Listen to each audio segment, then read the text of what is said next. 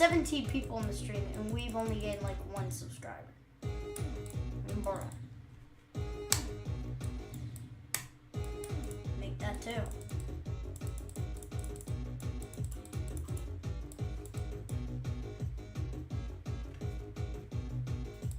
There's 17 people in the stream. Bro.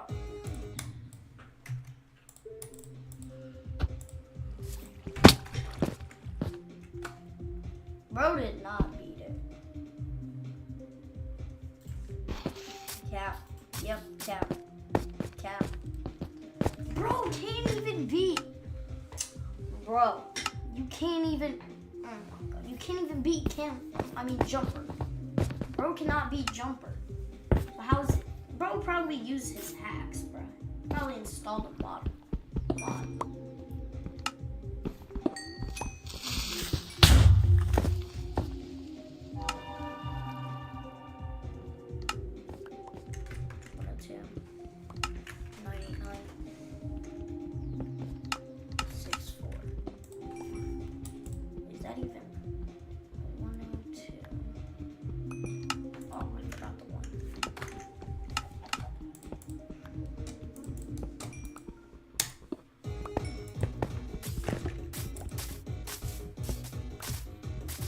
Okay, you can, bro, oh my god, bro, this guy, bro.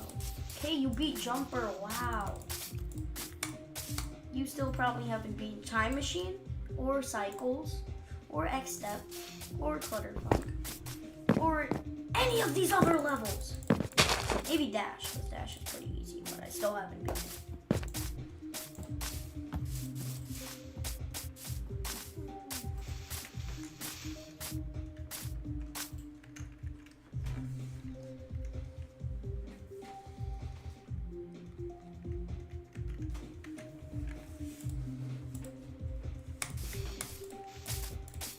Bro, if you can't even beat all the levels in the game, you cannot beat that level.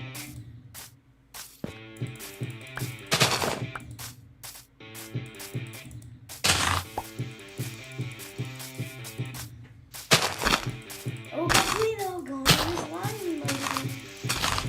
He's probably gonna get mad at me for no reason, even though he's capping. We got 22 people on the screen. Bro, you gotta kill me.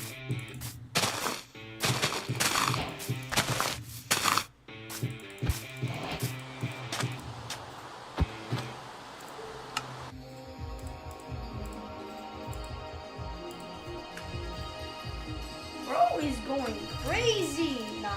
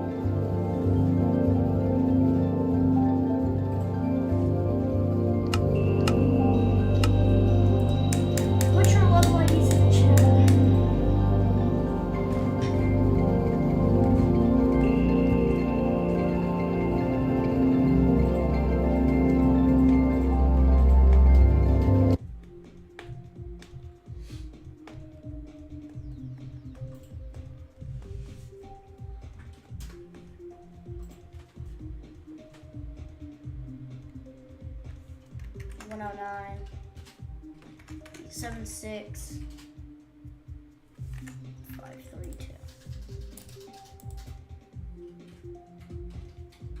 Not even 11.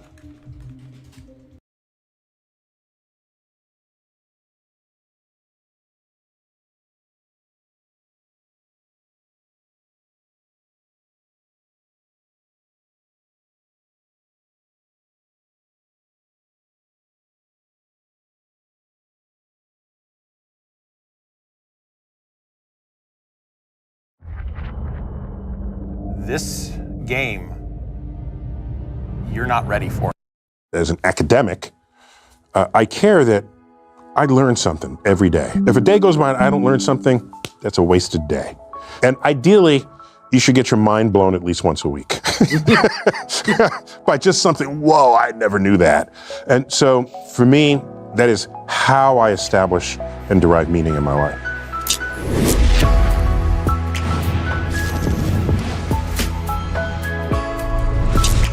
Hey, and welcome. This is the Ben Shapiro Show Sunday special. I'm excited to be joined today by Neil deGrasse Tyson. His brand new book is Letters from an Astrophysicist. He, of course, also hosts Star Radio, which is a podcast, and his famous show Cosmos on National Geographic.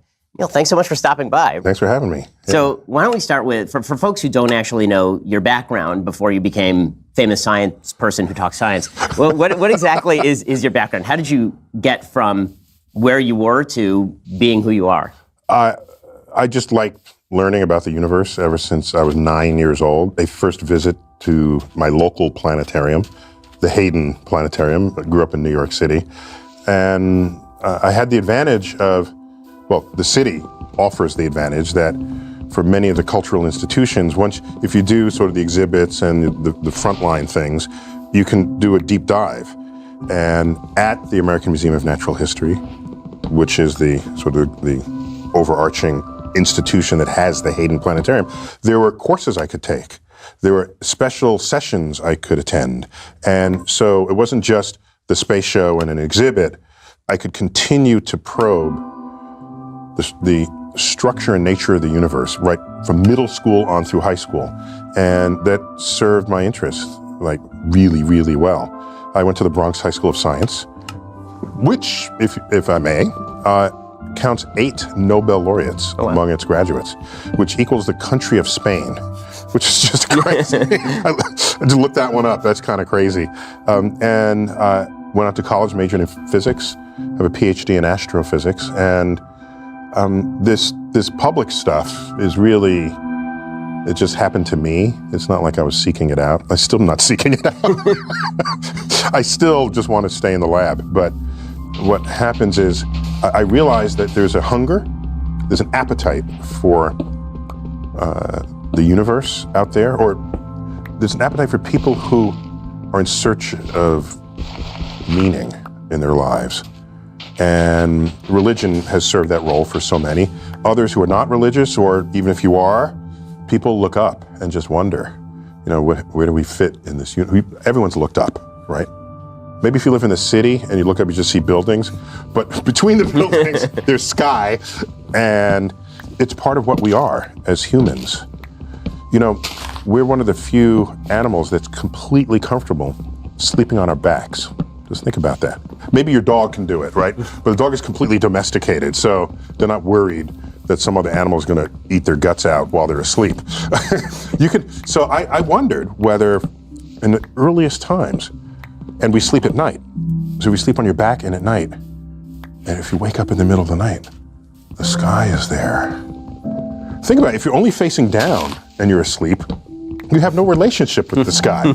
So one night you see, and then like the planets are in one configuration, and later on they're like in a different, and the moon moves. So I just wonder whether curiosity about the night sky is something that runs deep in our DNA. So in a second, I want to ask you about the quest for meaning, particularly using science, because I think that there's a rich conversation obviously to be had, and you talk about it a lot in your book, Letters from an Astrophysicist. But first, ExpressVPN is an app I use to stay secure online. Why should you care about encrypting your data? Well, it's often easy for a hacker to bypass Wi-Fi security and steal your information. They can exploit flaws like crack. That'd be crack with a K, in case you want to Google it and check it out. It's hard to know whether your device or network is vulnerable. If you ever use Wi-Fi at a hotel or a shopping mall, you are sending data over an open network, meaning no encryption at all, which is not the smart thing to do. There are too many people looking for your data. I know, I've been hacked before. It's no fun. The best way to ensure that all of your data is encrypted and can't be read by hackers is to use ExpressVPN. All you need to do is download the ExpressVPN app on your computer or smartphone. You tap one button to secure 100% of your network data, and then you use the internet just the way you normally would. ExpressVPN is incredibly reliable. It's the fastest VPN service I've tried. They're also rated the world's #1 VPN provider by review sites like TechRadar and CNET. ExpressVPN takes privacy and security to the next level. I love ExpressVPN. You will too. If you want the best in online security and privacy protection, head over to expressvpn.com/Ben for 3 extra months, free with the 1-year package. Protect your internet today with the VPN I trust to keep my data safe. Go to expressvpn.com/Ben to get started. In your book, you deal a lot with the question of meaning. And I have a lot of friends who are scientists, ranging from the religious to the irreligious. And I will say that my irreligious friends, my agnostic or atheistic friends who are scientists, look for meaning in science itself. And I've always found this a little bit puzzling on a materialistic level. Why should there be meaning in agglomerations of atoms or in evolutionarily beneficial adaptations? Well, where is the meaning to be found in that? Yeah, so let me adjust something you said in your question. You're saying that scientists are looking for meaning. You're right. On a personal level. Sure, but the number of letters in this book, these are letters from people who wrote to me especially during a period of time when my email address was publicly accessible. Not anymore. But over that interval, people had access to me typically in response to some appearance I made or on TV or even in a public venue. And I'm intrigued by how many people were in search of meaning. And so it's not like I am putting that in this book. No, not at all. They are making that happen by their inquiries. And personally, I don't look for meaning. I think maybe that's okay for some people, but those who look for meaning, typically it comes with some assumption that, oh, there's the meaning, it's behind the chair, okay, or under a rock, or behind a tree.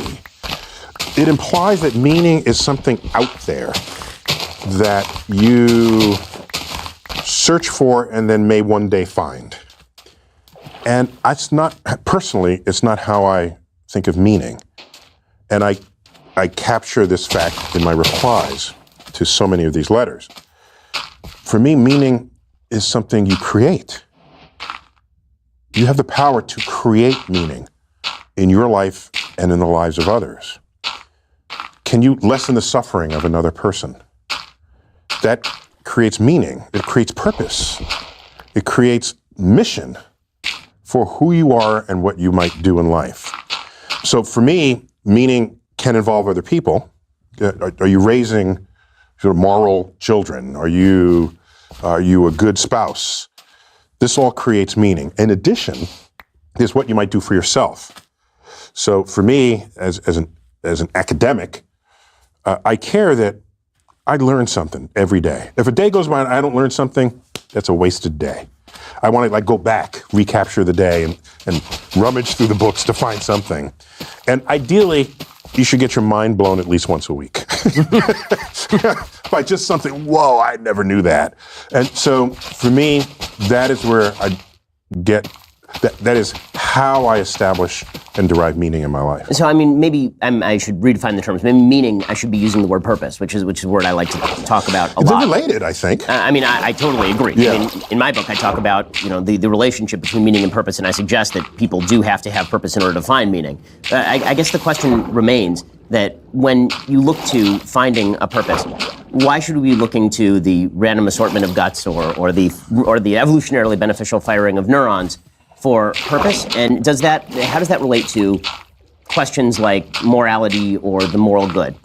What's interesting about your set of questions there is that they're in at least half a dozen letters written to me. They're you are not alone in that sentiment. So I think it's not obvious in just a cursory review of science. You think to yourself, this is dispassionate, cold facts about the universe, the world, nature. That is not where I'm turning if I got to find meaning in life. However, consider that the atoms in your body were manufactured in the cores of stars billions of years ago. Stars that exploded. If they didn't, these atoms would be locked away forever. They exploded, scattering that enrichment across the galaxy. And out of that enrichment forms planets, life, people. And so when you look up in the night sky, if you feel small and lonely, the knowledge that you're connected in this way to the stars, that we are not just figuratively, we're literally stardust, can give you a sense of belonging in what might otherwise come across to you as a cold and heartless universe. It is a beautiful idea and a beautiful sentiment. I know Michael Shermer's written a lot about this sort of belief as well. In your book and in your other writings, you've talked about the application of science to questions of morality. And I guess the question that I have when I hear something like that is, that's a romantic way of putting the idea that we're meatballs in space. That basically we're romantic meatballs. Yeah, exactly. That we're Spinoza's stone that's sort of thrown, and then we have this bizarre awareness that we've been thrown, but there's nothing we can do about it. And by the way, you are the first ever talk show host to mention Spinoza. Oh, well. Thank you, I guess. Famous Jewish philosopher. Right, exactly. And probably, pantheist, maybe the first open atheist. Yeah, exactly. But first atheist Jew. Exactly. It started publicly, a great long tradition of atheist Jews. Yeah, I mean, we can argue about how great it is, but Marx is in that tradition too. It didn't end great. But in any case, when we talk about that particular moral question or the purpose-driven question in your book, you talk about how you think a moral system can be derived from science. And you sort of assume that moral systems, the thriving of humans, the same way that Sam Harris or Michael Shermer talks about it, that is sort of a given, and that we all define thriving in the same way. And you're very critical, obviously, of Judeo-Christian religion particularly. Well, no, I wouldn't put it that way. I would say, if you're trying to fight me using Judeo-Christian religious texts, if you're trying to fight me about the nature of the physical universe, no, that's idiotic. Well, that's what I'm saying. No, that's idiotic. Right. But otherwise, I'm not going to. If Jesus is your savior, if Moses is your man, I'm not taking that away from you. I have no intentions on taking that away from you. There are letters in here from Jews, from Muslims. This Buddhist wrote in, and the corpus of those where people like to sort of tussle with religion tend to be fundamentalist Christians. So there's a chunk of letters in there as well. But each of them have a different reason for coming to me. And so the conversation is different. One of them says, is there any way the universe can be 6,000 years old? It just please help me out here. I want to try to get back. And as you know, 6,000 years is the canonical biblical age if you run through the begats of Genesis. And the begats in Genesis? What yes, book are they? Thank you. Mm-hmm. So I don't think science hands you morality, but I think science informs morality. And that's an important connection that I don't think people commonly make today. There's a lot to know about life, about people debating abortion, people debating issues related to human physiology and health. Mm-hmm. Well, what do you know about the nervous system? What do we know about consciousness? What do we know about in the brain, the neurosynaptic connections? If a part of this brain gets damaged, you don't even know who you are. If another part gets damaged, you can't speak. Another gets damaged, you can't recognize a face. And that's kind of important information about how we're going to handle what happens to people. right? It informs sure. it. Now you can have your morality panels, or whatever they're called, the people who advise politicians or whatever. Ethics panels, they're called. Right.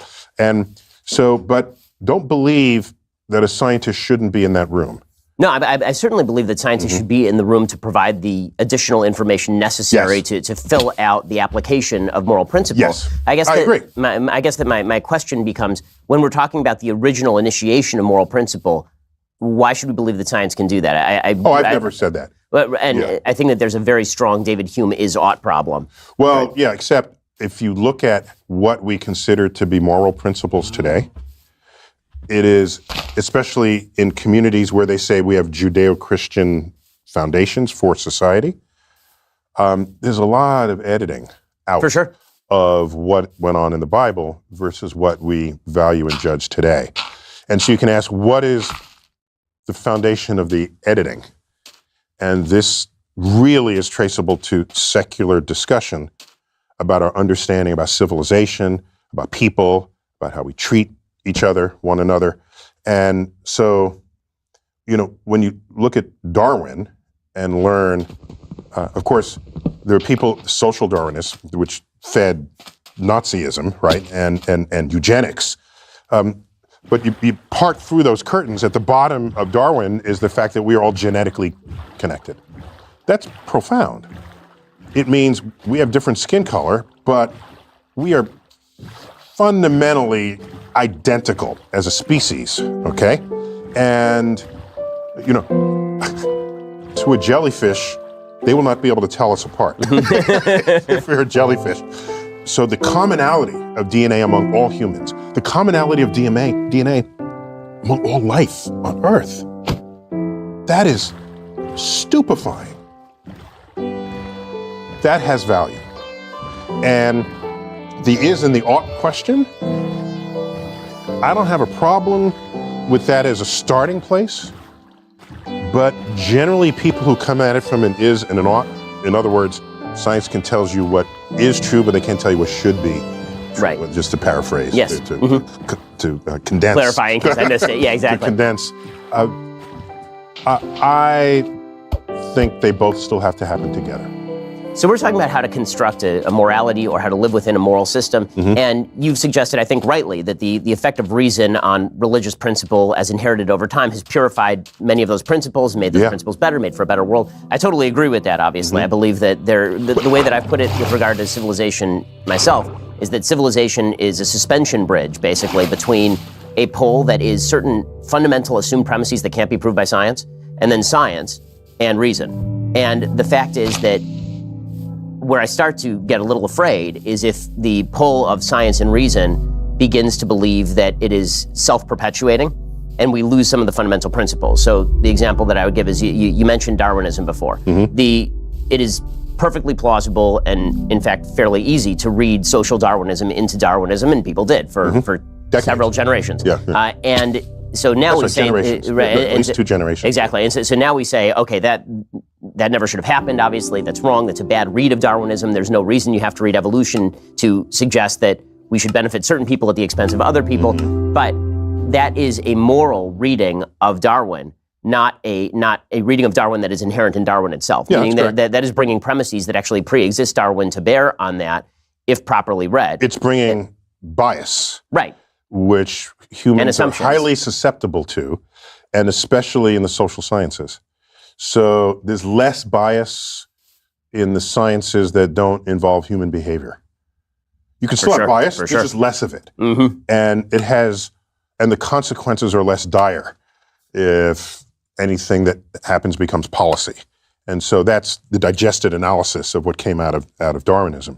But yeah. Yeah, so I think the reason that this comes up is there was one tweet that you sent, of course, I'm sure you know where I'm going with this. There's this one tweet that you sent that drew an enormous amount of ire on particularly the right about rationalia, that you were looking forward to the... I remember rationalia. Oh, So first of all, what would rationalia... So this is for those who missed the tweet, the suggestion was this like 3 years ago now. It was a fascinating conversation because it began this whole kind of discussion about what a well-governed system would look like or who would govern that system. And so I don't want to miss what exactly you were saying. This. Sure. Why don't you suggest it so I Thanks don't for the so I don't opportunity. misquote you? To clarify, I was at a conference in the Canary Islands, and there was a conversation I walked into during the cocktail hour, and there was already buzz. It involved a woman whose name I forgot, but I mentioned her name in my Facebook note that expands on the Rationalia tweet. And she had the idea of having a place called Rational Land. Okay, and I said, no, we need a better name than Rational Land. So Rationalia, right? You have Somalia, Serbia, Rationalia. And the premise in this room of people, this is a conference of scientists and artists, actually, was that imagine a community. It could be virtual, doesn't have to have geographic boundaries, where all laws are created only on the strength of evidence in support of them. Period. All laws. Now, if you think about that, that has very sound principles, because especially in America, especially in America, we've got a diversity of cultures, religions, other kinds of belief systems. And we're technically supposed to celebrate that. E pluribus unum, right? Many is one, or one is many, right? Out of many, one. Thank you. And so you're polite to let me figure it out. He's going to get it? He's going to get it? Okay, I'll help him out. Very polite of you. So in such a place, if I had some belief system based on my religion or culture or whatever, and I rise to political power and I want to make a law, the laws apply to everyone in the land. But if that law derives from my belief system, and now I force others into that law, that's a recipe for disaster. That is how to guarantee an unstable culture, unstable civilization. It destabilizes civilization. So the idea is, any law that applies to everybody needs to be based on some objective truths. And how do you establish objective truths? The best way we know is by the methods and tools of science. And the strength of the law would be commensurate with the strength of the evidence to support it. And if you don't have the evidence to support it, you have no business making a law for it. So that would be the premise. And then some people jumped in the. I don't read every one. You probably don't either, because you. No. No. Talk about pissing off the internet. You're king of pissing off the internet. Trying to drag me into this. Exactly. Welcome to my lair. All right. So how would this work? So a lot of the debates centered on, well, who's going to decide what's true?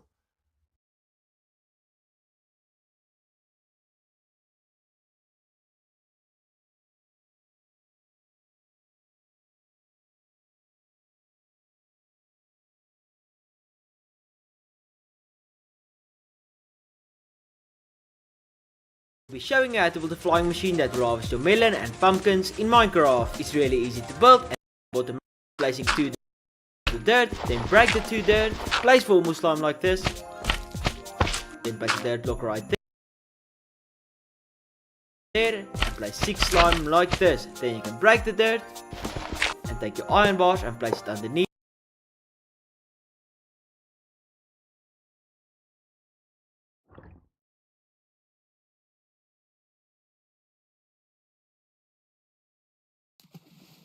The slime, place them 2 blocks apart each time. This is where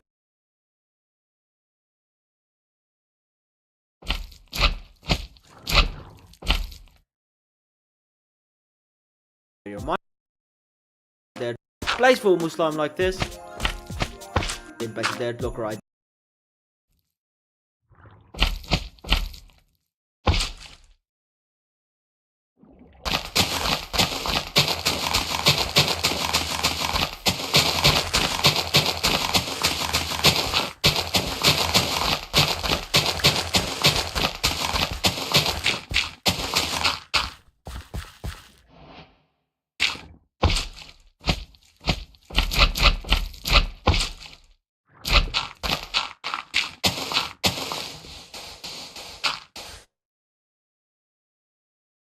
bottom like this. Then you can break the dirt and take your iron bars and place it underneath.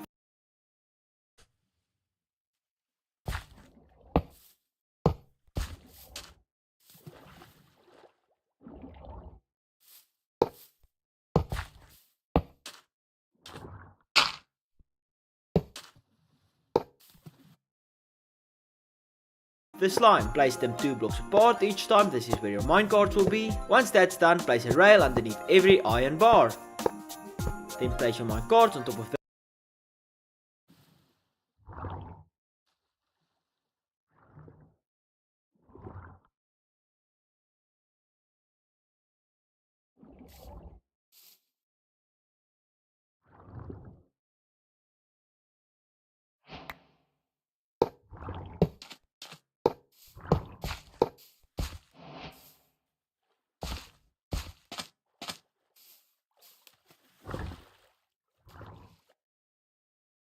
rails.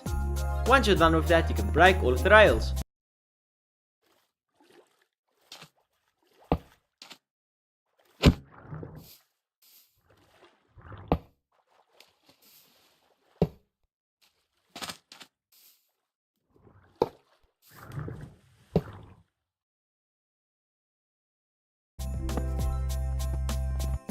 Then build up 2 blocks like this and place 2 blocks like this. Break this dirt. Place a sticky piston underneath that dirt. You can break that dirt and place a redstone block.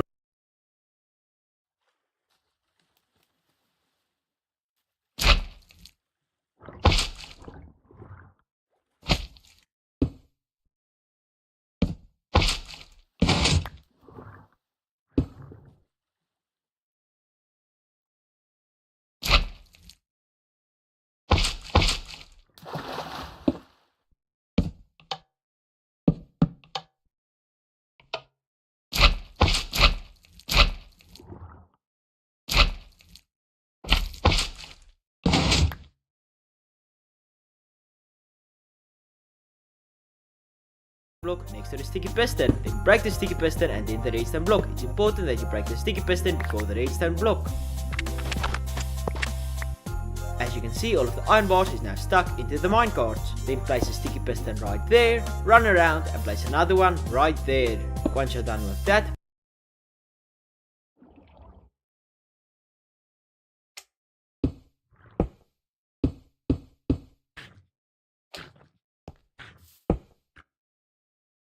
place a dirt on top of every one of the pistons, stand next to the block and place your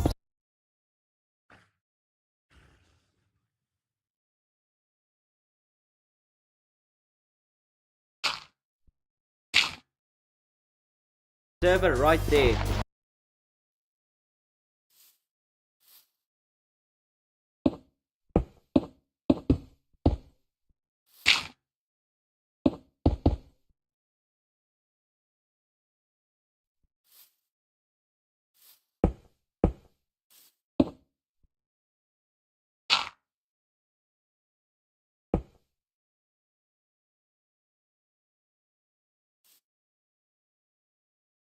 Break the dirt, go to the other side and do exactly the same. Then once that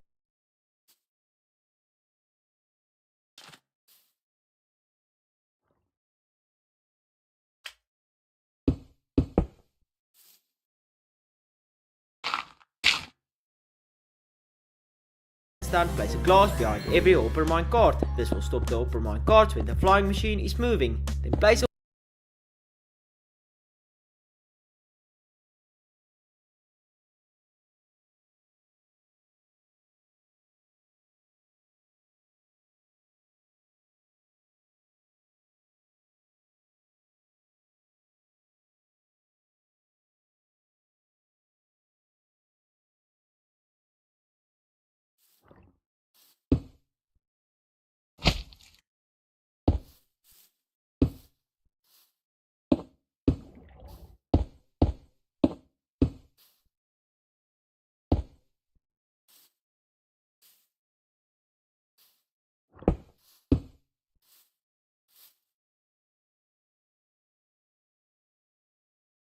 flying machine is moving. Then place an observer right there and place a piece of obsidian next to it. Then go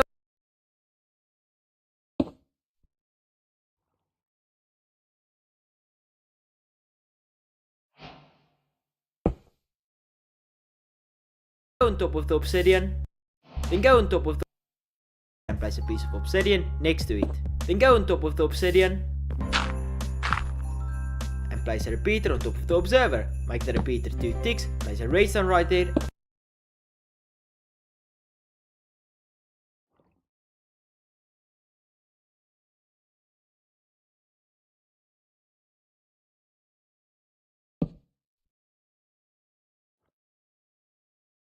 And your lever right there.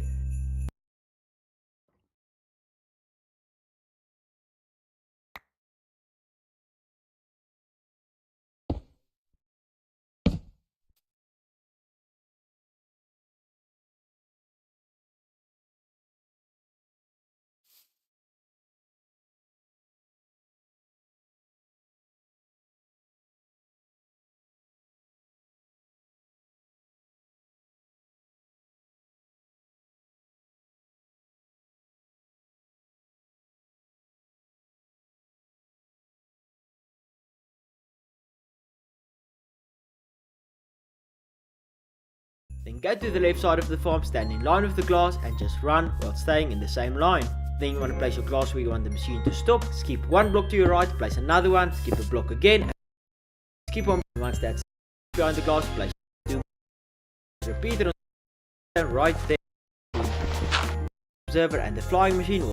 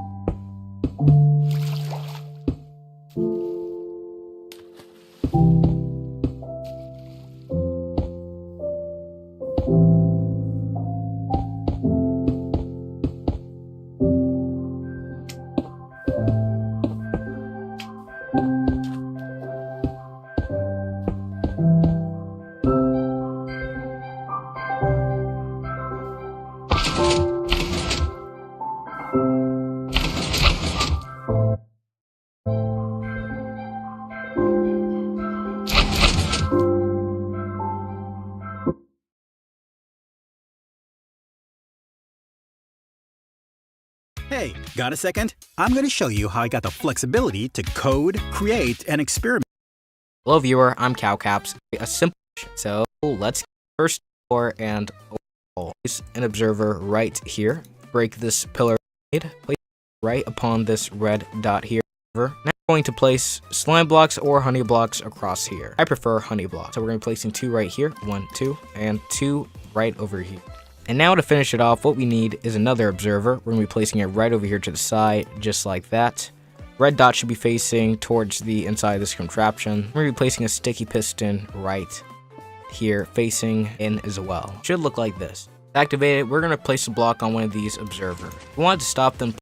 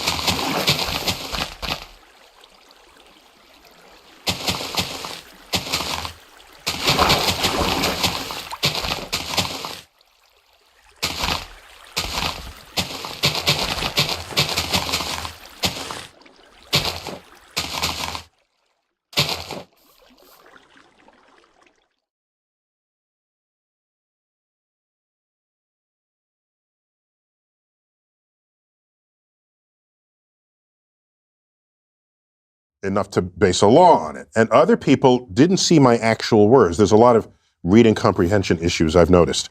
I said objective truth, and people read that as absolute truth. And that's not the word I used. Then people said, who's to decide what is absolute truth? And there's no such thing as an absolute truth. And I never said that. Right. And there's a difference. I'm not convinced there's an absolute truth. Science establishes what is true based on evidence, and that seems to work. But there could be later evidence that gets to a deeper truth, and we're open to that. That's how we went from Newton to Einstein. Right. Newton still works. You took physics for sure. You still use Newton's equations, but there are situations where they don't apply. They break down, and you need a bigger story. So in comes Einstein, draws a bigger circle around the Newtonian physics, and so now Einstein has a deeper understanding of the universe, but it doesn't negate Newton in the regime in which it had previously applied. It still applies. And I was going to jump in and continue, but it got very... Well, you have a life to live. I mean, that's... I got a wife, I got kids, Exactly. I want to eat, So, but I'm glad it introduced some kind of thinking about what role, what kinds of forces should operate on laws that we all must obey. So I think that there were two well-founded criticisms. There were a lot of poorly founded criticisms. I think there were two well-founded critiques, I should say. And by the way, there are letters in this book that are asking about morality. Right. They come from a religious, they don't make a big deal of what religion they're from. Generally, they're Christian, but they want to have a sort of secular conversation. Yeah, for sure. No, the book is great, by the way. Yeah, Everyone should get and it. they It's come to it from a religious background, but they just want to find out what science, where science comes from. And I want to hear the rest of your question, but I just want to say that these letters, these are people who want to have the conversation. Yeah. There are plenty who just don't. And I never see those letters. And listen, as a religious person who is constantly discussing issues in the public eye, I won't cite the Bible as proof of positions. I don't think that is a valuable source in terms of being able to discuss with people. It's an appeal to authority that a huge number of people don't accept. I mean, it's no better than just citing any other random person on the street for a lot of folks. Right. So what difference does that make? But I think that when it came to the Rationalia tweet, there were two critiques that I saw that I thought were interesting. Tell me, yeah. So one was that the question isn't, should we bring the best data to bear when making a law? Like, everybody who has any shred of rationality should, of course, want the best data to be brought to bear. The question when we make a law is one of competing values,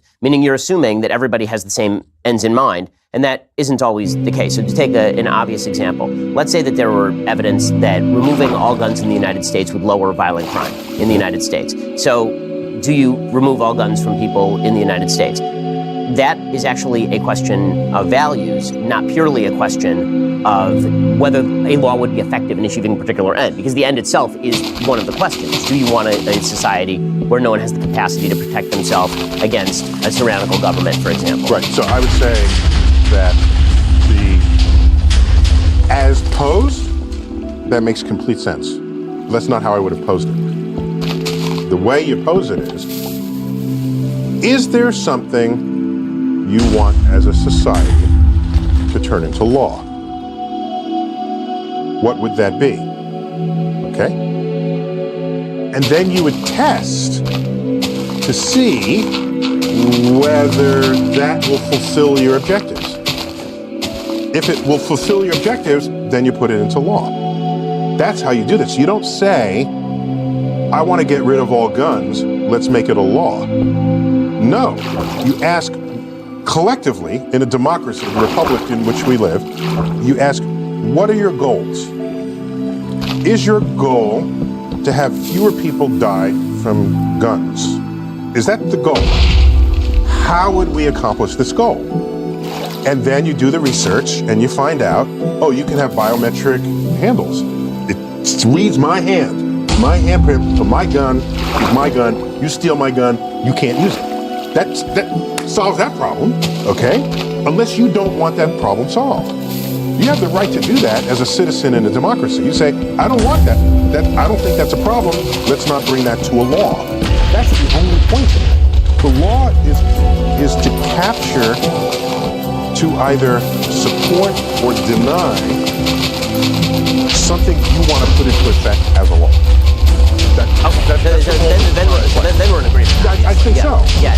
The other question that I saw was the sort of application of this principle. So this has been used over the course of the 20th century, particularly to move the system of American government away from a legislative-led system of government toward a bureaucratic system of government, where an enormous amount of regulation and rulemaking is made by executive agencies, purportedly by experts. And one of the problems there is that a lot of these places become subject to regulatory capture. There's an evolution. What is regulatory capture? Regulatory capture means that you have lobbying groups, for example, that get a hold of the EPA and now are making it, and now the bureaucrats who are largely unassailable by the legislature and the executive doesn't pay attention. So that sounds like it is things happening in the world that affect us all that are not derived from objectively researched. Right. So I'm asking about the implementation of your principle on an actual particular level. Meaning, were you just talking in a utopian world, or is there a way to apply any of this? Actually, that's a great question. I didn't know where you were going to land on that. Right. So we have agencies that are entirely tasked with finding out what is objectively true. Leading among them, and by the way, a lot of the cross tweets were saying, yeah, this is the Department of Truth, or whatever, in George Orwell, right, or the 1984, 1984, or in Nazi Germany. Didn't they actually have a Bureau of Propaganda? Literally called by Goebbels, yeah. Yeah. I think they even called it. So, the National Academy of Sciences, which was signed into law, created under the leadership of America's first Republican president. Who you know that is. Who is that? America's first Republican president was Lincoln. Lincoln, exactly. 1863. When he clearly had other things he needed to worry about in 1863, there he signed the National Academy of Sciences, because Europe was riding high economically, scientifically, from an engineering point of view. They were fully exploiting the fruits of the Industrial Revolution, and they were kind of slowly working their way across the pond back here to the United States. He said, we have to get into that.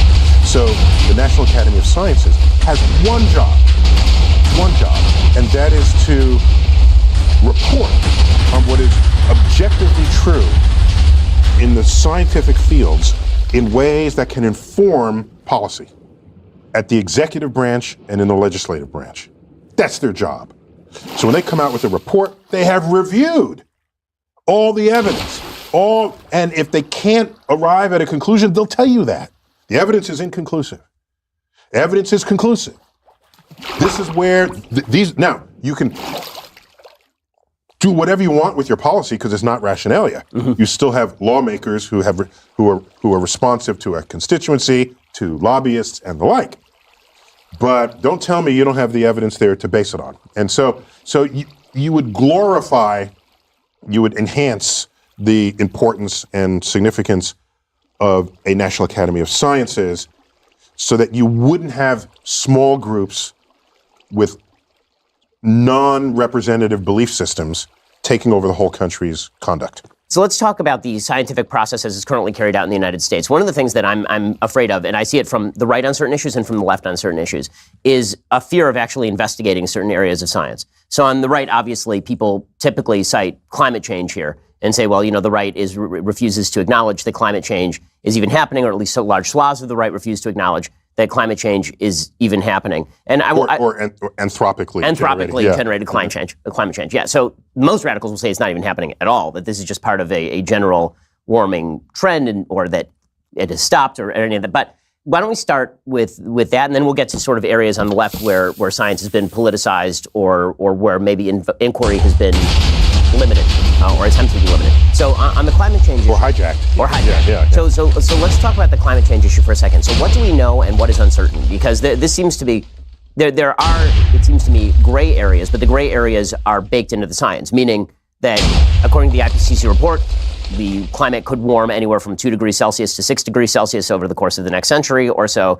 We're still not sure exactly of the level of climate sensitivity to human activity. You can acknowledge that human activity is responsible for the majority to the vast majority of climate change that has happened on Earth for the past century or so. Industrial age. Yeah. Right, exactly. But what is the range of outcomes? And does that suggest that if you have a different point of view on the solutions, that this amounts to climate denial? That's the part that I start to get dicey about. Yeah, so I mean, professionally, I'm an astrophysicist, not a climate scientist, right. But I do read. Right, and you've talked about this and before. I do recognize when a scientific consensus emerges, and I want to make it clear what I mean by the word consensus.